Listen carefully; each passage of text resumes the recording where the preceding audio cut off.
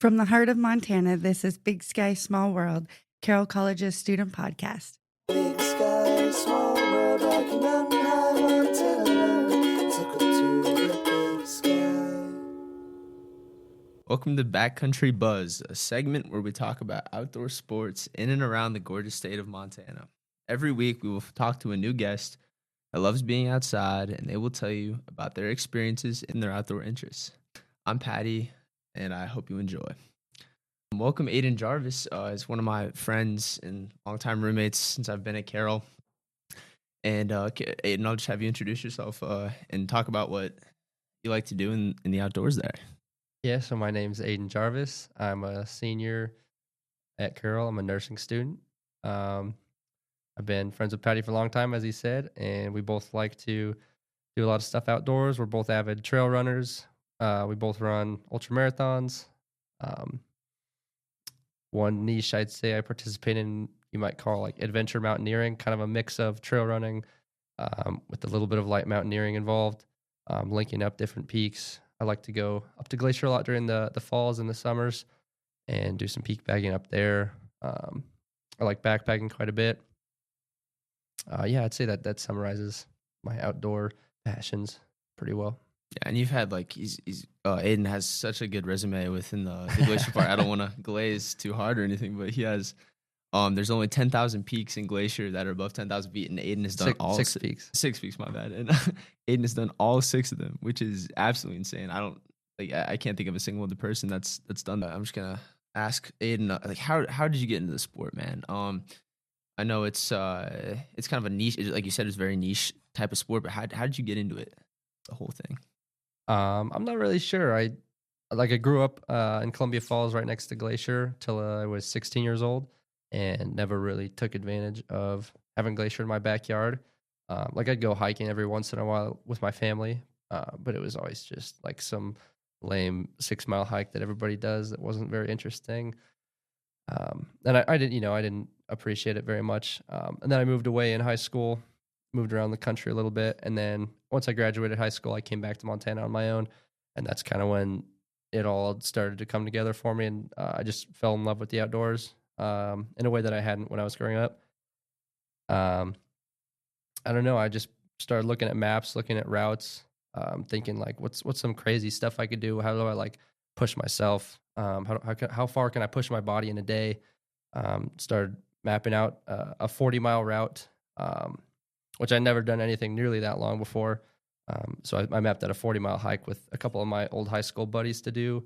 That was one of the first things I did that summer I got back to Montana, and it was brutal. It took us all day long, but it was super cool. And then one thing led to another, and you start asking more questions. Okay, how far can I actually go in a day? And what peaks can I add along the way? How much crazy stuff can I see? And it just is this never-ending pursuit that's super fulfilling, super enjoyable, super dangerous. So you have to be careful, but that's one of the things that makes it worthwhile. That keeps you on edge. And I remember, freshman year, Aidan, I just met Aidan, and I remember him telling me, he's like, I did a 40-mile thing. I'm like, how is that even possible? It's like, you ask yourself, it's so amazing, hearing people do this stuff. And it's almost unfathomable, but it's possible. And it's like people like Aidan, they show that this is a sport that you can do, anybody can do, and it's really cool. So Aidan, what's your best memory out in the mountains there? Maybe a couple of just short quips of what are your favorite adventures that you've been doing or something like that. Oh man, that's a tough one. Most memorable, I'd say, would have to be climbing Mount Stimson with my buddy Anders Soyland. Shout out Anders, legendary skier up in Whitefish, doing some crazy work. But we climbed Mount Stimson in a day, which, if anyone doesn't know, it's one of the 6 10,000 footers up in Glacier, second tallest peak in the park, I believe. Very remote, very, very tough mountain to do as a day hike, 40 to 45 miles, I think. Took us 23 hours round trip.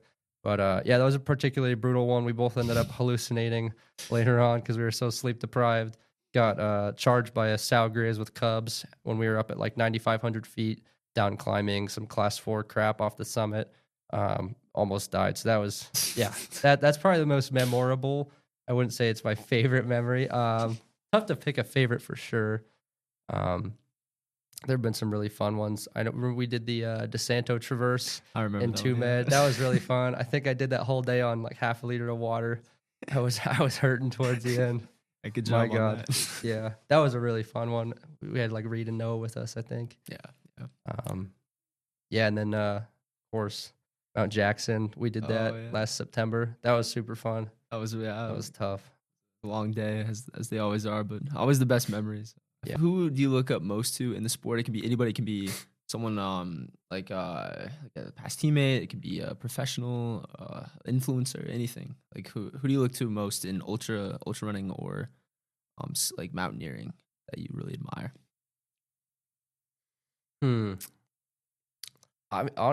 This answer may surprise you. I'd probably put you up near the top of the list. No, genuinely, because you're so much more relatable than say like a Killian Jornet or like a Jim Walmsley. You know, those are the gods of the sport that we idolize, but you're a lot more relatable to me because you kind of jumped into this sport around the same time I did, and we both had similar kind of pathways to where we are now.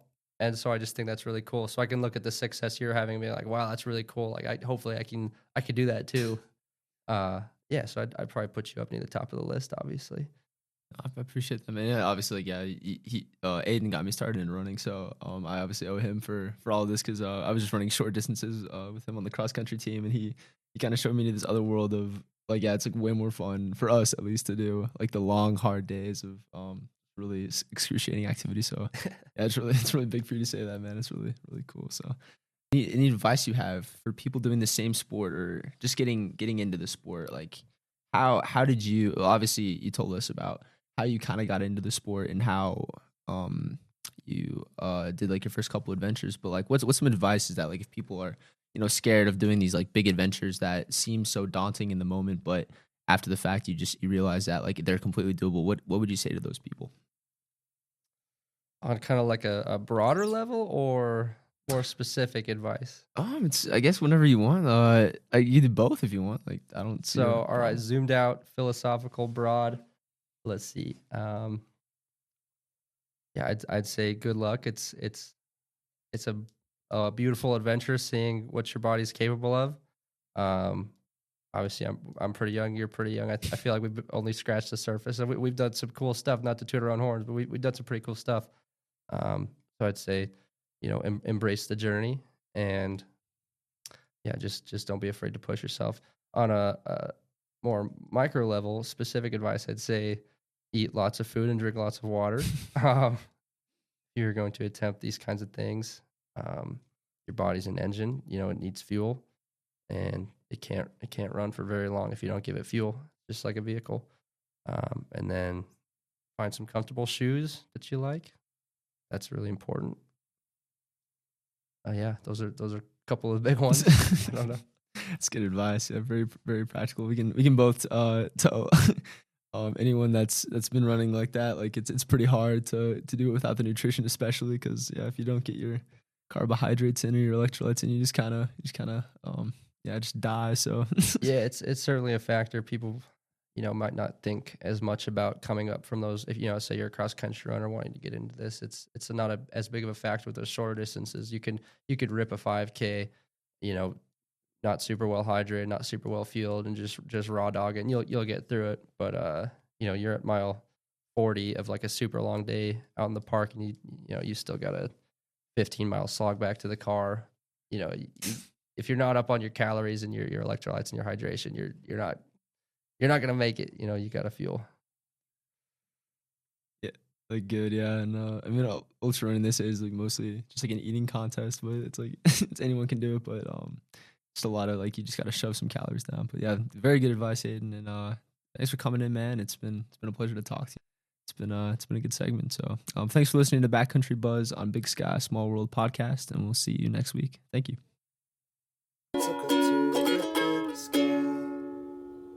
M&amp. It shouldn't work, but it does. The show about two roommates who shouldn't work, but they do. All right, my name is Maria. And I'm Mila. And we are a fun set of girls who just so happen to be roommates, and it's a very funny story of how it came to be. So on today's episode of M&M, we're going to tell you the story of how me and Maria became roommates. Yes. And just an FYI, we do have a third roommate, but she's not exactly necessary to the story. She's necessary and we love her very much. Oh, yes. But she has no interest in being in the podcast. It's two extroverts and an introvert in our apartment. Well, also, she doesn't really have to do with the grouping, the odd grouping of us two, because us two is the odd grouping. She's just kind of there. I think we're all kind of odd, the combination. I guess we are an odd combination. All right, so let's get into it. So to start with, a little backstory on Maria is she doesn't like to live with other people. So that's a bit of a predicament to start off with. And so what happened is that I had a single my junior year, and I was like loving life because Sophomore year. Yeah, I was a sophomore. Never mind. I was a sophomore, and I had a single in Charles. And not only did I have a single in Charles, I had a single with a sink in Charles. So I was really living large. And housing department was like, we're not going to grant people singles anymore unless you have an accommodation. And I was like, unfortunate at a high level because I really wanted to get a single for my junior year. And so I was kind of out of luck and I didn't know where I was going to live, but I was just kind of waiting for something to fall into my lap, I guess. And then we're both a part of Gold Team, so that's kind of how this all comes together. But what happened is that Mila happened to come back from Ireland, so I didn't even know she was a human being until she showed up at one of our Gold Team meetings, and she was like, I'm back. And I was like, oh, who are you? For preface, I had been on Gold Team 2 years before Maria had joined. I'd been gone for about 4 months studying abroad in Galway, Ireland. The point of that is that I didn't know she was a person. So she kind of showed up at the Gold Team meeting, and Mila happens to be a very loud sort of person.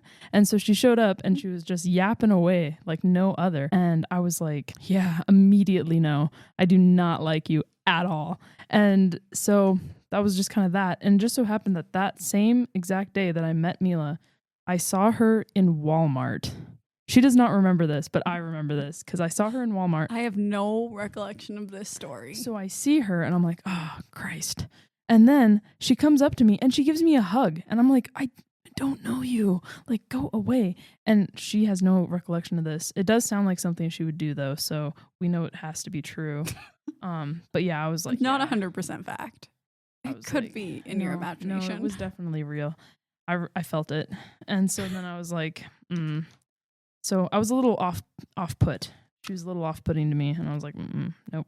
My first impression of Maria is I get back from Ireland. I'm like, I've been back in the States for about a month now. And then I had spent a month at home before coming back to school.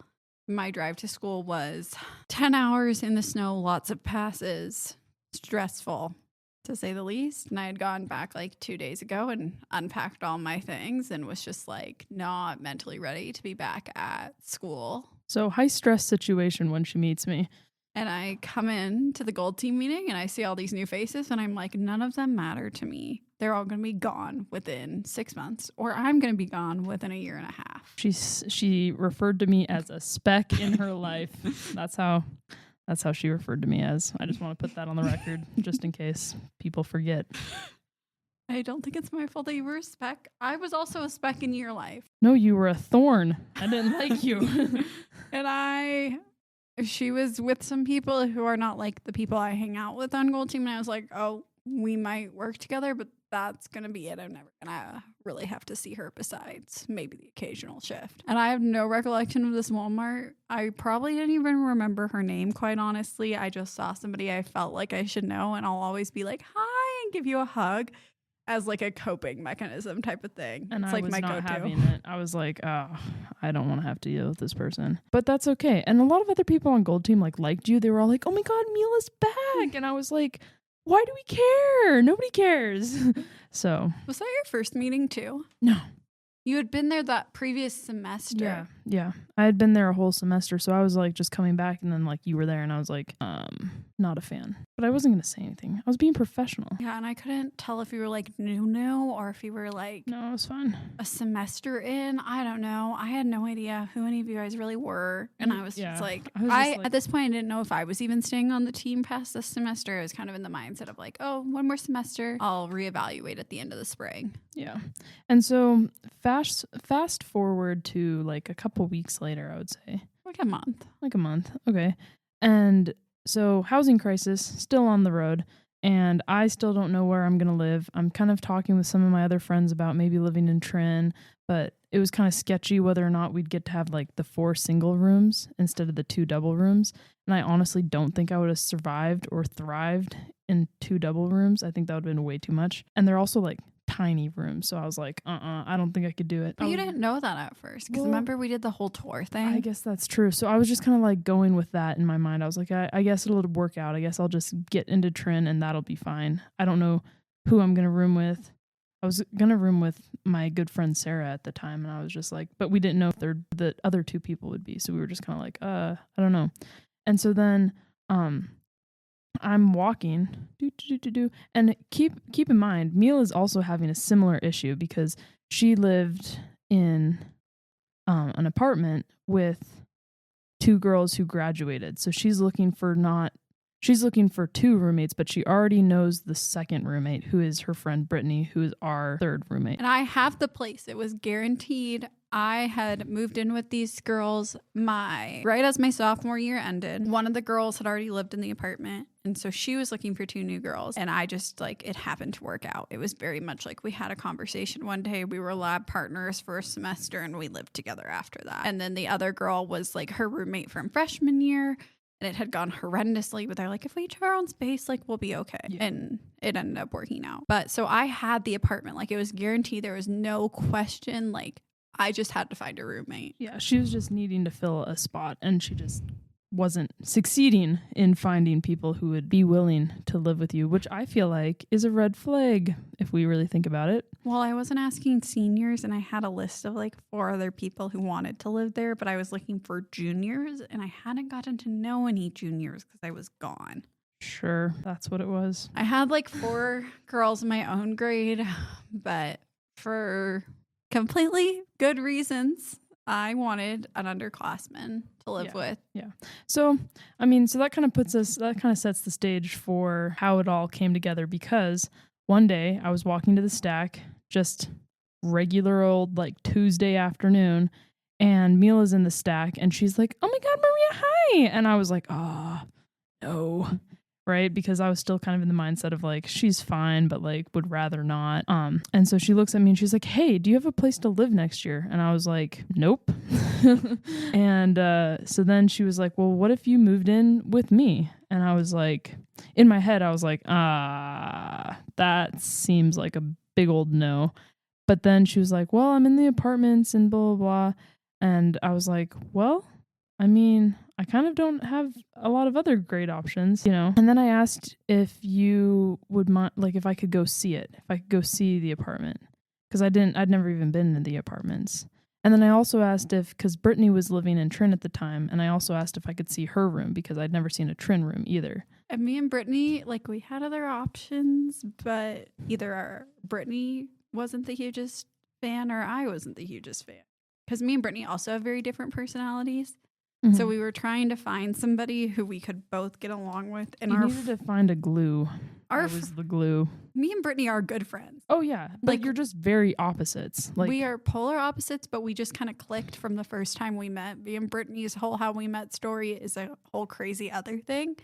Yeah. But we didn't need like a third person to glue us together because we're fine as just the 2 of us. Right. But you needed somebody who wouldn't like we mess needed it up. Somebody who we both like one of us wouldn't hate. Yeah. And between me and Brittany, a lot of people are hated. Yeah, I was going to say, I was like, you 2 both have a list. It's kind of ridiculous. So they asked me and I'm like, well, let me look into it. So I go over to the apartment and I see it and it's super nice. I mean, it needed to be redecorated. Let's just put it that way. But to say the least, it needed my touch for sure. She needed to make it a home. Yeah. I needed to nest. Anyways, and so I went over and I looked at it, and it was really nice, and it was spacious, and it was big, and it like felt like a nice place to live. Not that the dorms aren't nice places to live. They are sometimes. But anyways, and so I was like, wow, this is really nice. And then we went over to Trin to look at Brittany's room so I could kind of get an idea of what that looked like. And I was like, oh, please no. Like the yellow walls was like, first of all, the tism was not hitting with the yellow walls. I could not handle that.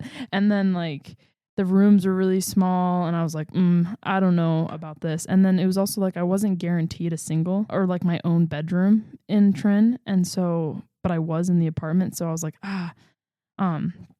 maybe I'll just go with the apartment because then I can have my own room. And I think that would be like really beneficial for me. And so also at this point, me and Brittany weren't like worried because once she asked to see both rooms, we're like, once you see both of these options, there's a clear winner. There was a clear winner, and they showed me the winner before they showed me the loser. So, I mean, set expectations high. Exactly. And so I was like, wow. So I called my parents, and I talked to them about it. And then I called my good friend Sarah, who we'd been kind of expecting to live with each other. And I called her and I talked to her about it. And we all decided that like it'd be the best if I moved into the apartments. And I was like, sick. And it's also really hard to get into the apartments as a junior. Like you have to know somebody. And so I was like, let's go. And you get to keep it another year. Yeah. So then I wouldn't have to move. I would just get to just chill for 2 years, which is ideal. So after that, we went out to dinner a couple times. Like I felt like it was like trial run of like if you were going to enjoy my presence or not. Me and Brittany, we asked around about you. I was like, one of Maria's really good friends, Jackson, was the lab partner in a math class that I had. Shout out Jackson. I've known him since the first grade, and we also were buddies for driver's ed. So we've both equally almost killed each other in a moving vehicle. Shout out Jackson. Jackson is the reason I got through, as I lovingly refer to it, baby stats. Dude, because stats that sucks. class, the baby stats. Baby stats? Yeah. I was in big girl stats. Big girl stats is scary, and big girl stats wanted to kill me. Baby stats, it's not like, for me as a STEM person, it wasn't difficult, but there's a lot of like group work. Yeah, with group work, you need good partners, and me and Jackson figured out that we're both good partners about 3/4 of the way through the semester. Because Jackson and I do not make good partners. Like when we are lab partners for anything, we always end up getting on each other's nerves. But I guess he works with you better. We also had both come from very bad groups. Makes sense. It was like, yeah, kind of like bottom had been reached. Yeah. There was nowhere to go but up for Jackson. My partner wasn't like that bad, but my partner just stopped showing up to class about halfway through the semester. So I was just like, that's tough. Yeah. Well, Jackson put in a good word for me, is the moral of the story. And I didn't know he like was this close with Maria. I was like, Jackson, do you know this Maria chick? And he's like, oh, she's great. But later, like literally after she has moved in, I find out that he's like a core part of her friend group. Yeah. He was talking her up to me, just saying, I've heard great things. Like, I don't know her super well. He said that? Yeah, he was just like, she's great, blah, blah, blah. And I'm like, oh, like he doesn't say like, oh, we've been friends since first grade. Or he doesn't like say we're best friends or anything. That's so ridiculous. Well, we're not best friends. He annoys me so much. In high school, I stopped talking to him for like 6 months because we got in an argument about the size of moose in Alaska. Moose in Alaska? Moose in Alaska. He was like, they're not any bigger than the moose here. And I was like, yes, they are. And he was like, no, they're not. And he was just doing it to make me mad. And it definitely worked. But anyways, him and I are good friends. So he put in a good word for me. And I mean, I kind of am a spec at this school a little bit. Like I'm not super popular, I wouldn't say. So it's like not a lot of people are like, yes, I know her. I would say your friend group is just very solid, and you guys don't expand or contract. Like you've had the same friend group since you started, and not quite the same friend group. It kind of morphed around sophomore year, and now it's kind of stabilized itself. You've had memories with the same people for a majority of college. That's a good point. Yeah. And it's like you guys don't really expand or contract. Like it's kind of like there's a solid. I mean, I have like different mini friend groups around the edges, but I feel like you each do. You like each have your different friend group, but your core is like your core. Yeah, I guess that's true. Versus small school for you there, everybody. I have like Your friend group doesn't exist. I have very good friends, but they're not like all friends with each other. Yeah. You figured that I wasn't too horrible of a person. I was like, she's at gold team. She doesn't completely annoy me. Like, I think the idea of her is repulsive, which is Hard to do. It's hard to do if you know Mila. I think a lot of people are great people, but they're just not my people. I would say that's true. I would say I could be friends with pretty much anybody. That's a topic for another episode. Anyways, so then we became roommates and we had to do all the paperwork and stuff. And I remember I would talk. So we went out to dinner a couple times with Alyssa. Is it with Alyssa? Yeah, or Alyssa was there because I remember being like, man, I wish Alyssa was going to be one of these roommates because I like her. And we love Alyssa so much. Shout out Alyssa. She's one of the girls I lived with before, and me and her, like, also very weird. Yeah. The story of how me and Alyssa met Is and also strange. But the point is that she was currently in the apartment. So Alyssa's like one of my closest friends. Yeah. And I would say that she's a good friend of mine now too. Yeah. And so we went out to dinner with her a couple times. Oh yeah, we got Mexican. We did. We got Mexican and it was good. It was real good. I love rice and beans. I didn't really know that. So like going into college, I was like, who cares about Mexican food? Mexican men, however, sign me up. But shout out Angel. Anyways. And so then I was like, but the rice and beans really be hitting. So I was always like, nah, Mexican food, don't care. And then I came to college and people were like, let's go get Mexican. And I was like, fine, I guess I want friends. And then the rice and beans kept hitting every single time. So now I'm just like a big fan. And this is like the first time I realized, Maria has like a personality too. Not only do I have a personality, it's fantastic. She's like talking about these rice and beans and she's just cracking us up while we're talking. Like, was I talking about rice and beans? Yeah, you went I'm on sure like a I little was. rant about rice and beans. And Just, I was like, just like I did now because rice and beans are amazing. You're like, I love rice and beans. And I'm like, oh, she's not a dud. Like, I thought she was just some dud that's going to live there that I'm never going to like talk to. I'll see her at work. It will be fine. I've been actually told by many people that like people always come up to me and they're like, you really look like so-and-so. So I feel like I kind of just look like every other person. And so I feel like people are like, you are dud. white with brown hair and brown eyes. And I had only known you in a work context. And you were a dud at work. That's pretty tough for me. And it wasn't like we didn't work together. We literally just had those meetings. Yeah, we just had the meetings. So yes. And then, so we went out to dinner a couple of times and we decided that like we didn't hate each other. So And that was then ideal. We went out, Yumi and Brittany, to see how the like trio did. Yeah. And that went pretty well too. Yeah. Yeah, that was what I was most worried about, honestly. Yeah, because I like Brittany. Brittany's really cool. She's one of these people that like, when you first meet her, you're like, I don't quite know what's happening. But then once you get to know her, she's just absolutely a hoot and a half. Everybody loves Brittany. Brittany does not love everybody. This is true. And it was very much, yeah. Can she deal with Maria? Well, and like, especially on like initial like meeting, like, does she like me or not? And the thing is that it took a while for her to kind of like warm up to me even when we started living together. Yeah. But she's the type of person, me and her like clicked instantly. Mm-hmm. And like she said this herself, either we click right away with some people she just clicks with, and then other people she never clicks with. And some people like she takes time, but once that time is gone, the like bond is there. Yeah. And like, I would say that that's Brittany and I, because like I get along great with Brittany. Her and I get along really well. Me and Brittany are another pair that should not work, but we really do. Yeah. Pretty much the story of how we became roommates. Yeah. In a nutshell. I invited you to the hack for the Super Bowl. I remember that. No, you invited me to the hack to do homework many a times. Oh yeah, because And I would come and do homework, and then we'd kind of yap to each other about different things, especially like we both hated chemistry. Yeah, we hated chemistry. Boys didn't usually work out, and because I remember talking to you about that, I remember stuff like that. Girl talk, if you're ever wondering what girls are yipping to each other about, it's probably boys and or school. So and or pets. Because I remember you I guess with you it just naturally came up because the whole like vet thing. Yeah, I'm a pre-vet student. Fingers crossed. I kind of don't want to go to school for another 4 years. Yeah. LOL. Hilarious. It's so funny, but it's not. Yeah, some of us decide not to go to school for another 4 years and change our plan 3 months before graduating. Are you not going to dental school? No. I have all my master's applications due this week, and let's just say I cut most of the dental ones except for one. And I think I want to be an LMS.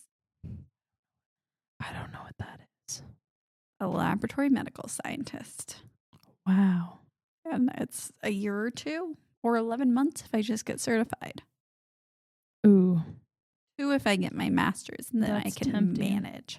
that's very tempting. And then I can help people but not have to take care of them the rest of my life. What if I just got a master's in like marine biology or something and did the whole fish thing? Because I like fish. You do like fish. Really big into the fish. She's like really. When Maria moved in, I had two. Oh yeah, that was one of the things. So when we were talking about like moving in and like what's okay, what's not okay, we had 2 cats that were going to be with us for the first semester. that was also making it hard to find a roommate. Finding people who were okay with the 2 cats. cats. I was like, it's fine, it's chill. I like cats, and so I was like, that's fine. And I was like, here's the thing, you guys. I have a fish, an emotional support fish, if you will. Her name's Presley, and We love Presley. shout out Presley. Honestly, she may not be long for this world. She's getting old. She was roughing it yesterday. It was kind of What? when I was watching Nutty Oh, and her. She like almost was swimming towards Nutty. I'm like, you are swimming towards death. yeah. She's old now. She's probably at least like, I would say 1.5, 2 years old now. She's a beta fish. But anyways, at the time I was like, I need to know that I can bring my fish with me, because if I can't, I will not survive, because she's my life. And so they were like, yeah, you can have a fish. We don't care about the fish. And I was like, awesome. But We yeah. also gave Marie. I feel like we gave you a lot of power, which helped the situation. Or not power, but like we gave you a lot of freedom. I was very much like, I don't care Oh, about yeah. anything. Yeah, because I was like, how do we feel about like me redecorating? Because when I tell you that this apartment was just, it was like somebody went to the part of Hobby Lobby that nobody cares about and nobody wants any of the stuff, and then they just picked up everything that was like on sale and it didn't match. That was what the apartment was decorated like, and it just was bad. And I was like, can I like redecorate? And Brittany was like, I don't care at all about the decorations. I'm like, go crazy. And you were like, I don't care about the decorations. Go crazy. And I was like, this is perfect, because then I just took that and ran with it and literally changed the entire apartment. And me and Brittany scavenged some things. Like we were like, okay, we're gonna look for like some free furniture. And you're honestly like, I didn't know this about you, but I'm glad I live with you. You're a really good thrifter. Like, oh yeah. Oh yes. And I didn't know that like going into this. And so I was like, oh, I was on it. I found a reclining chair that's, first of all, aesthetic, second of all, comfortable, and third of all, was $15 at Goodwill. oh, I love that chair. It was pretty. That was pretty hard. That was a good find. That was very amazing. The TV stand, me and Brittany like had multiple TV stands lined up.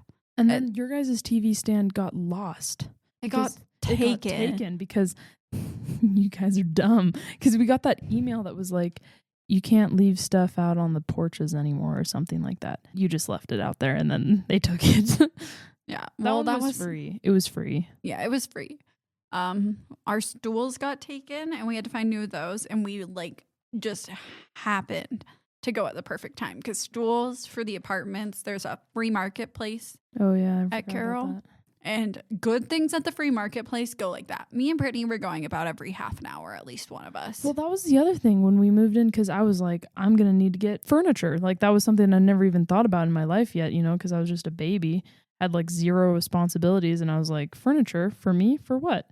And you were like, I have somebody who can sell you a bed. Yeah, I Because also that was part of the whole deal, is that like, I have this apartment. I also have this person that needs to sell a bed. I had a lot of friends grad. Mm-hmm. And because I had the guaranteed apartment space and I knew for sure that whoever moved in, like I was kind of searching for things so that everybody, like I knew you were guaranteed to live there way before anybody even knew if they had apartments too. So you guys got like first dibs between me knowing a bunch of upperclassmen at the time and in general, like I knew a bunch of upperclassmen and I knew you for sure had a spot.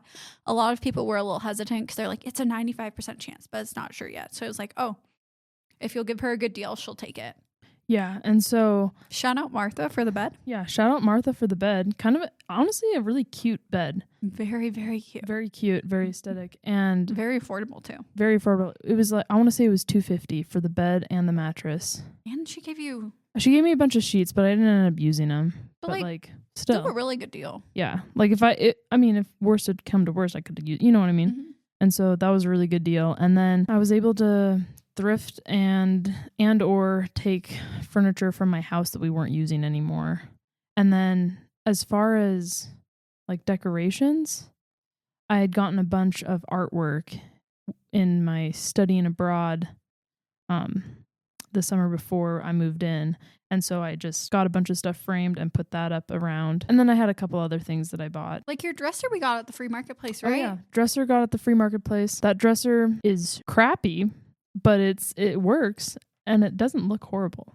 And it fit the aesthetic. It fit the aesthetic because my room aesthetic is pretty much like dark wood and light blues. I would say it's and white. dark. Like it looks like she's in a beach house if a beach house had dark woods. Because Yeah. it's blues and Yeah, it's very beach-esque. However, all of the wood furniture is like dark wood. So it's like if I was at a beach house combined with your old man office. That's pretty much what it another reason me and Maria shouldn't work. Maria has decor and taste. Yeah, And Mila does not have any taste and or decor. Actually, that's a lie. She does have decor. However, it is distasteful. Let me show you the ways. First of all, her main decoration in her room is a gigantic flag of strawberry shortcake. Mila, would you like to tell everybody how old you are? I'm 22. All right, let's think about that Strawberry all. shortcake Let's think about that for from 1 a very, second. very dark time in my life. And it just reminds me that life gets better. And that's totally okay. The one thing that I think would improve the space with the strawberry is if perhaps you centered the flag on the wall or just put it up in a level kind of way. Because right now one corner is farther down than the other corner. So it's not even on the wall straight. The first time it was put up, it was straight. And then it progressively, I just stopped caring because I don't really notice those things. Other decor, I have a crucifix because I'm Catholic. Well, I'm also Catholic. That's the other thing. It's kind of interesting. We didn't know each other was Catholic either. And so now, but the apartment is full of crucifix now. Like, Yeah, we have a few. nothing more enjoyable than seeing a dead man on a cross when you walk in. But it is nice. I mean, It is nice. And it's just like, it's nice. similar values in that kind of way. Yeah. And we have very different upbringings. Even though we both, Extraordinarily different. and then we both also didn't discover this till later. And I'm going to read you a quote from our boss when I was like, oh, I'm really excited to know this about Maria. What is this? About a month and a half, or how long had we been living I together? want to say like a couple months because this was like middle to late first semester, right? No, this was when I found out that you and I were both only children. I don't know. I think it was like August in Read the quote, I guess. our boss's words. Oh, yeah, because it was right after orientation because the quote before this is about the twins. Awesome. Okay.